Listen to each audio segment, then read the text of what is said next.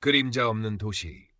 데이비드 김, 아니 한국 이름 김진우는 또다시 익숙한 시선에 갇혔다. 아침 7시 반, 서울의 2호선 지하철은 출근하는 사람들로 발 디딜 틈 없었다.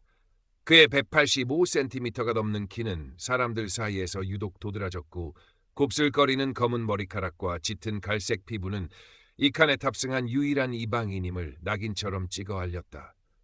사람들은 대놓고 쳐다보진 않았지만 흘깃거리는 눈초리, 자신을 피해 슬쩍 몸을 트는 움직임, 그리고 무엇보다 그를 둘러싼 미묘한 공기의 벽이 진우를 숨막히게 했다. 그는 애써 태연한 척 이어폰 볼륨을 높였다. 귀를 때리는 시끄러운 힙합 비트만이 이 숨막히는 현실로부터 잠시나마 도피할 수 있는 유일한 탈출구였다.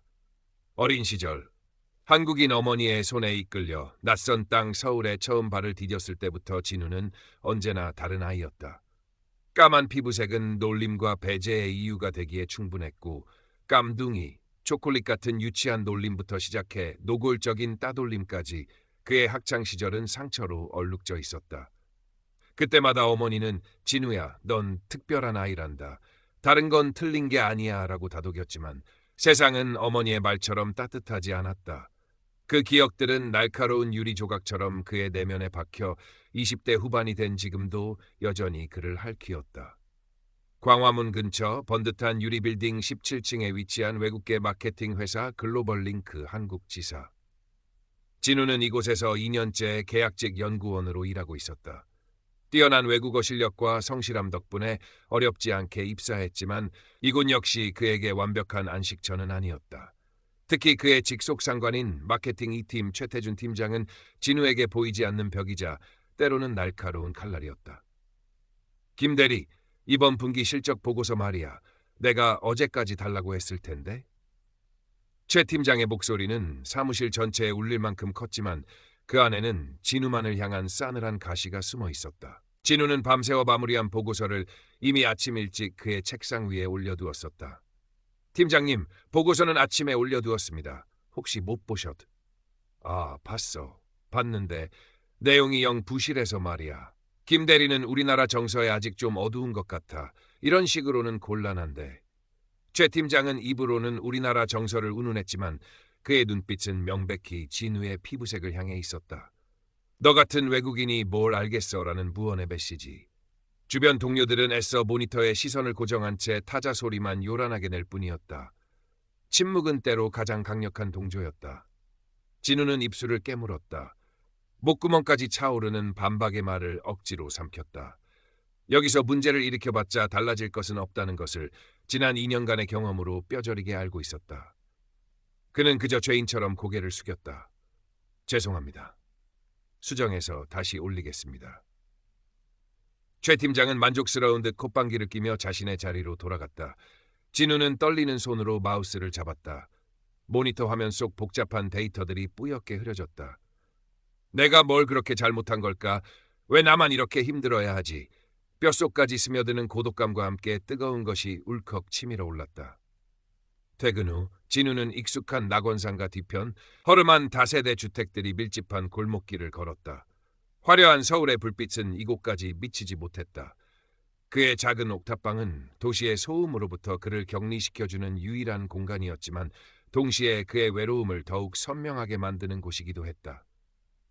창문에는 언제나처럼 검은 커튼이 내려져 있었다. 세상의 시선으로부터 자신을 가리고 싶은 무의식적인 방어 기제였다. 그는 냉장고에서 캔맥주 하나를 꺼내 단숨에 들이켰다. 쌉싸름한 액체가 식도를 타고 내려갔지만 가슴 속 답답함은 좀처럼 가시지 않았다. 스마트폰 액정에는 K-팝 아이돌의 화려한 뮤직비디오가 흘러나오고 있었다. 모두가 똑같이 하얗고 예쁜 얼굴들. 그 속에서 진우는 자신의 존재가 마치 오류처럼 느껴졌다. 그날 밤 진우는 또 악몽을 꾸었다. 중학교 시절 체육 시간 축구 경기에서 같은 편 아이들이 그에게만 패스를 해주지 않았던 기억.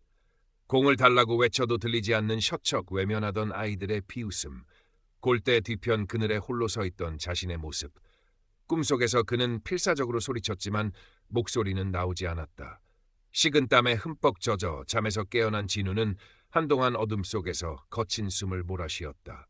더 이상 이렇게 살 순 없어. 뭐라도 해야 해. 하지만 무엇을, 어떻게 해야 할지 막막하기만 했다. 다음 날 아침 진우는 평소보다 일찍 회사에 도착했다. 밤새 뒤척이다 결국 한숨도 제대로 자지 못했지만 정신은 이상하게 맑았다. 어젯밤 꿈 때문일까 아니면 더 이상 물러설 곳이 없다는 절박함 때문일까. 그의 마음속에서 무언가 단단한 것이 조금씩 고개를 들기 시작했다. 사건은 예상보다 빨리 터졌다. 오전 정기팀 회의 시간. 최 팀장은 새로운 글로벌 캠페인 아이디어 공모에 대해 설명하며 팀원들의 의견을 구했다. 몇몇 팀원들이 조심스럽게 아이디어를 내놓았고 최 팀장은 건성으로 고개를 끄덕였다. 진우도 용기를 내어 손을 들었다. 그가 오랫동안 준비해온 한국 전통 문화를 현대적으로 재해석한 캠페인 아이디어였다. 저 팀장님, 제가 준비한 아이디어가 있습니다. 최근 해외에서 K컬처에 대한 관심이 높은데 한국의 전통 설화와 미디어 아트를 결합한. 최 팀장은 진우의 말이 채 끝나기도 전에 손을 들어 말을 잘랐다. 그의 입가에는 특유의 비웃음이 걸려 있었다. 김대리, 잠깐. K컬처? 그거 좋지. 좋은데 그걸 김대리가 한다고?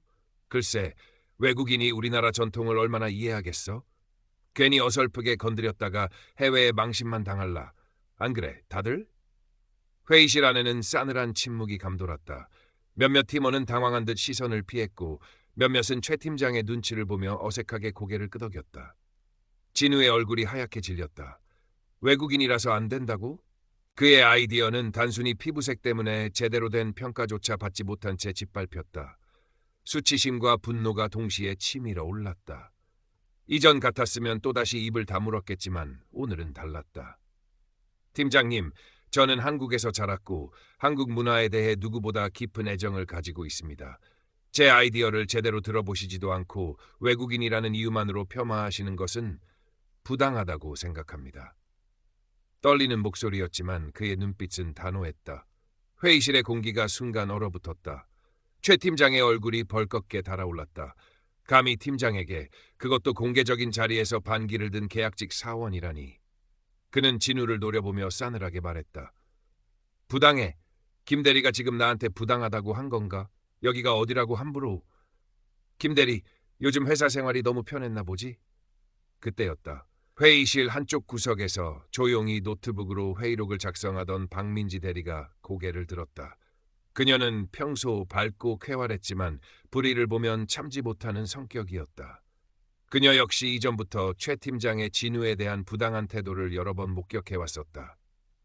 팀장님, 저도 진우 씨 의견에 동의합니다. 아이디어 자체를 검토하기도 전에 선입견으로 판단하시는 건 문제가 있다고 생각합니다. 그리고 방금 팀장님의 발언은 명백한 직장 내 괴롭힘으로도 볼 수 있습니다.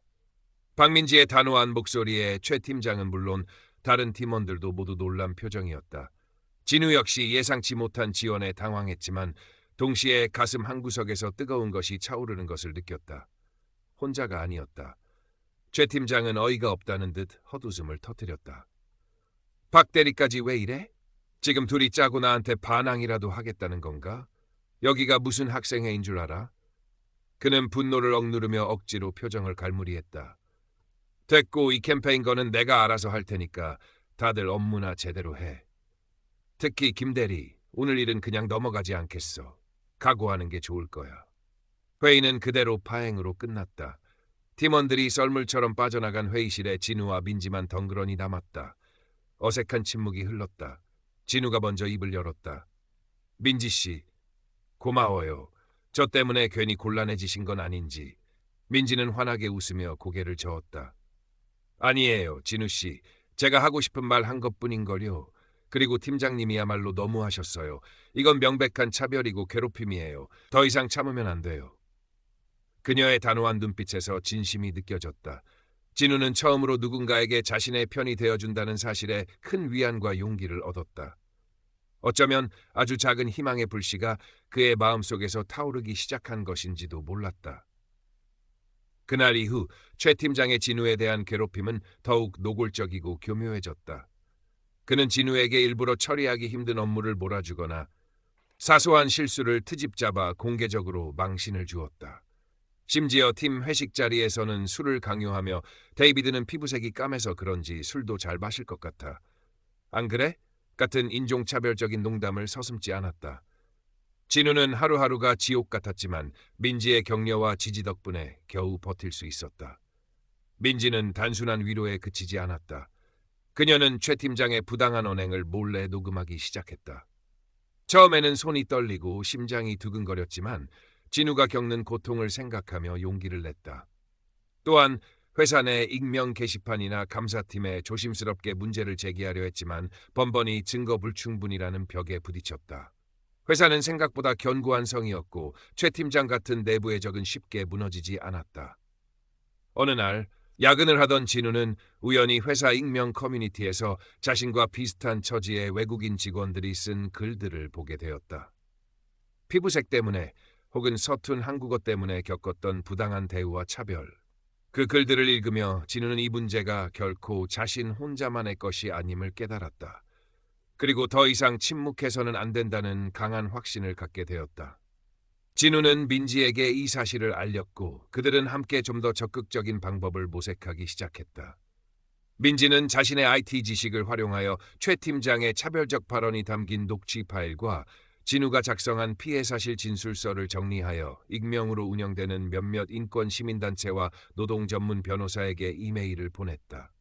동시에 글로벌 링크 내 인종차별이라는 해시태그와 함께 회사 내부의 부조리를 고발하는 짧은 글들을 자신의 비공개 SNS 계정을 통해 조금씩 올리기 시작했다. 처음에는 아무런 반응이 없었지만 며칠 뒤 한 시민단체로부터 연락이 왔다. 그들의 이야기에 귀를 기울여주겠다는 희망적인 메시지였다. 한편 최 팀장은 자신의 뒷조사를 하는 듯한 진우와 민지의 움직임을 눈치채기 시작했다. 그는 두 사람을 따로 불러 회유와 협박을 번갈아 시도했다. 김 대리, 박 대리, 요즘 두 사람 나에 대해 뭘 그렇게 캐고 다니는 거야. 내가 다 알고 있어. 괜히 이 일 크게 만들지 말고 조용히 덮는 게 어때? 내가 이번 글로벌 캠페인 끝나고 두 사람 다 정규직 전환 추천해 줄 수도 있는데. 그의 목소리는 부드러웠지만 눈빛은 살기를 띠고 있었다. 하지만 만약 계속 이런 식으로 나온다면 회사 생활 순탄치 않을 거라는 것만 알아도. 진우는 순간 두려움에 휩싸였지만 옆에 앉은 민지의 단호한 표정을 보고 마음을 다잡았다. 팀장님, 저희는 부당한 처우에 대해 정당한 문제 제기를 하고 있는 것뿐입니다. 회유나 협박은 통하지 않을 겁니다. 최 팀장의 얼굴이 일그러졌다. 좋아, 어디 한번 해봐. 누가 이기나. 그날 이후 진우와 민지를 향한 최 팀장의 압박은 상을 초월했다. 그는 진우에게 거의 불가능에 가까운 업무량을 떠넘겼고 민지에게는 다른 팀원들과의 관계를 이간질하며 고립시키려 했다. 하지만 그럴수록 두 사람의 연대는 더욱 강해졌다. 그들은 서로에게 힘이 되어주며 보이지 않는 싸움을 이어갔다. 시민단체의 도움으로 그들은 조금씩 증거를 보강해 나갔고 변호사는 법적 대응을 위한 준비를 시작했다. 민지가 올린 SNS 게시글들은 조금씩 사람들의 입소문을 타기 시작했고 몇몇 작은 언론사에서 관심을 보이기 시작했다. 희망이 보이지 않던 긴 터널의 끝에서 아주 작은 빗줄기가 새어나오는 것 같았다. 하지만 최 팀장의 반격도 만만치 않았다. 그는 회사 내 자신의 인맥을 총동원하여 사건을 은폐하려 했고 심지어 진우의 과거 행적을 문제 삼아 그의 평판을 깎아내리려는 시도까지 했다. 진우는 한때 모든 것을 포기하고 싶었지만 민지와 변호사 그리고 익명의 지지자들의 응원 덕분에 다시 일어설 수 있었다. 결전의 날은 예고 없이 찾아왔다.